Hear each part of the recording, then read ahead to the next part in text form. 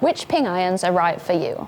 Today we're going to be running through all 4 iron models to see what the different characteristics are and which ones would suit your game best. So Ping have numerous different irons options. How would a consumer go about trying to kind of think about which option might be best for them? We've at the moment got sort of 4 in the range, 4 heads in the range, aimed at the different abilities or different handicap levels, if you like, and how you strike the ball to the middle of the face, how close you strike to the middle of the face. So the first one would be the Blueprint is our bladed version, bladed option, which is quite a small head, traditionally forged, so it's pressed into shape, and that's got a really small sweet spot. So that's the player that's looking to get the flight a little bit lower. You're going to shape the ball a little bit easier with that, but it's sort of very low single-figure handicappers. It's not the easiest club to use. So your number of players that's going to use that is very limited. Moving up, it would be the I-59. Again, it's a bladed golf club.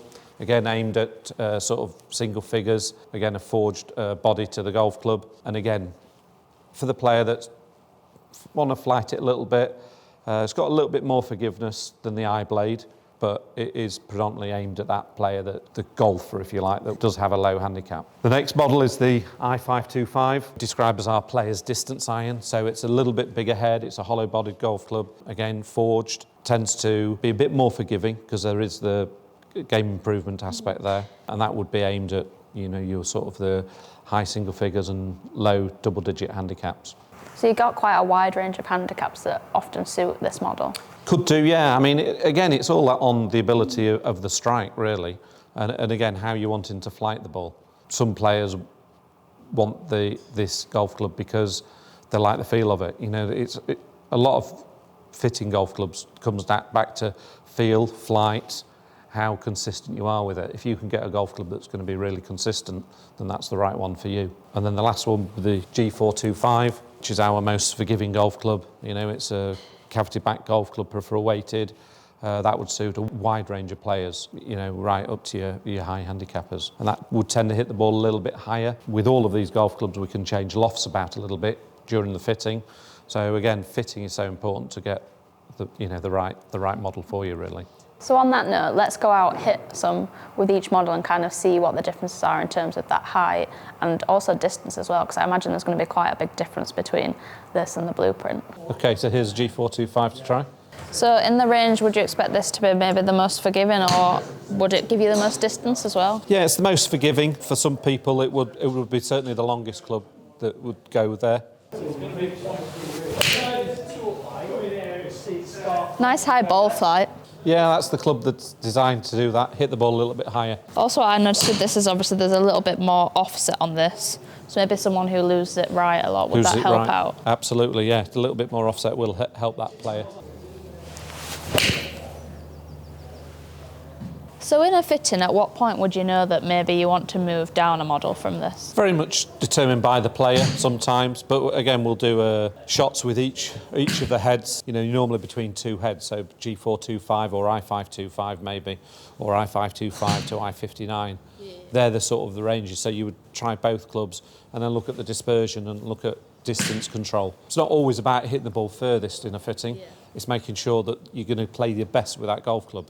Because if you're hitting the same 2 shots with a golf club that's going to go 10, 15 yards difference, that maybe that's not the right club for you. But again, that'll come into shaft, head, the whole combination. So we're looking, between a G425 and probably an I-525 in a fitting, if the player's sort of in that area. Let's try the I-525 now then and see what the differences are in terms of numbers. So I'd say personally for me that was probably a little bit better ball flight, would you say? I think with the G425, some of them were probably a bit too high. A bit too high, you're just ballooning it a little bit, yeah. That strike felt good. Felt quite powerful actually. That's the thing with the I-525, it is quite a powerful flight. So if we look at the numbers in terms of difference here, I guess the biggest one would be... Your spin rate's fairly similar. Although there's a couple of shots that were different. There's a little bit more consistency in the G425, which again, a bit of bigger head, that's what you're going to see. You're going to see more consistency, but you actually hit your I-525 a little bit further. So you're averaging at 155 carry, compared to 152 carry. What would you be looking for in terms of spin? Because presumably it changes dependent on the club head type. For a 7-iron, I would tend to look at about 6,500 RPM. But again, it depends on the player. Very much depends on the player, the angle of attack. So someone like you, you're probably spinning it a little bit less than some of the players that we'll see in here. I mean, that's not a bad spin rate, but again, you just launched it a little bit too high for the G425. As you said, just went up a little bit. Yeah, right, let's pop down a model now and see what we see there. So when you're moving down models, what would you be looking for to like keep the same? Well, you're looking for the flight to be very consistent and the dispersion to be very consistent. So distance, flight, that's what we're looking to see. That strike felt really nice. I think this is probably where you start to feel the difference in terms of feel, but then in terms of distance, I think it probably did drop down a little bit. Yeah, you've just dropped down a few yards there on the I-59. So again, you could hear the sound of that, not quite as crisp. Yeah, I didn't catch that quite as good, and you can feel like there wasn't as much forgiveness on the off-centre strike as there would have been with the other ones. Definitely feels nice, but I can definitely feel that I'm not quite as consistent with this. Yeah, that's what as beautiful as they look. You've got an 11-yard gap there compared to your G425, which was just a 3-yard gap. But then again, I guess in terms of distance, like the irons I have in play at the moment are quite strong lofted, and that's still carrying nearly the same distance on my good shot. It is more just like that off strike. That's the problem with the smaller heads, and you get that inconsistency. Your drop off is far greater. On that note, should we try the blueprint and see how well I can hit that? I don't think people even believe like how small this club head is, really. Yeah, it's a really small club head. It's not even that much bigger than a golf ball, so... It's certainly the smallest one we've ever made. That felt really nice. It's really tempting when you hit a good one with one of these clubs, isn't it, to think you can hit it all the time. Yeah, but again, you're a good player, so you will hit shots out the middle of the club more often than, an 18 handicapper. On the one shot, yeah, it will be nice and you'll go well. But it's not just the one shot that you're looking for when you're playing golf. It's that consistency all the time. And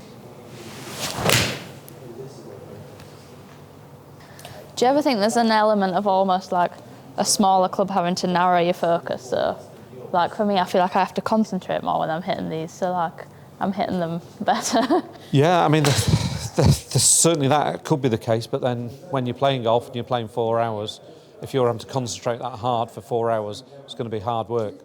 It's going to be a lot harder game. So, you're a good player. So, blueprint, you might decide that, yeah, actually, I hit the middle of the club often enough that a blueprint's the right one for me. Maybe not on a bad day. So that was like the best I could hit it, and it's carried 145 pretty much. Yeah, 145. So it shows you like even my really good strike with that was like 10 yards shorter than anything else. Yeah, you're longer with the other models, definitely. But it's interesting that the spins kind of jumped up to near where you were saying like the 6,000s. So I guess then there's kind of that point where you have to decide what you want, if you want the distance or... Do you want distance, do you want control? I mean, for us, from a fitting point of view, we're going to want to get what feels right for you from a distance control point of view. So overall there, I think it's quite interesting, the numbers. Could you just run through what we found and what changes between each one? If you start with the blueprint, the smallest headed design, you can see your ball speed's a little bit lower on that one. You've maintained decent spin on it though, because again, as I said, you're a decent player, so you struck it nicely. But from a distance point of view, you're about 8 yards down from a carry distance on the blueprint. You go into the I-59, your distance has jumped up, you're averaging at 152. Your ball speed's not a great amount more, but it's a little bit more, it's about another mile an hour faster.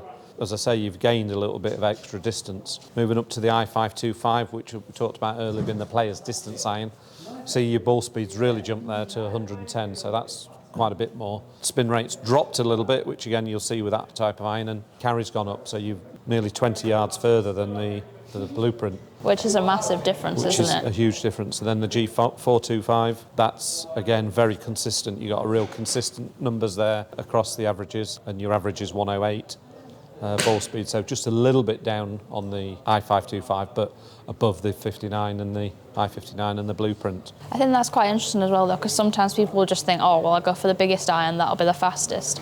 But sometimes, like we've seen here, if you drop down to that player's shaping, and for me, like I think it suits my eyes, then I swing a bit faster, and as a result, I actually end up hitting that one further.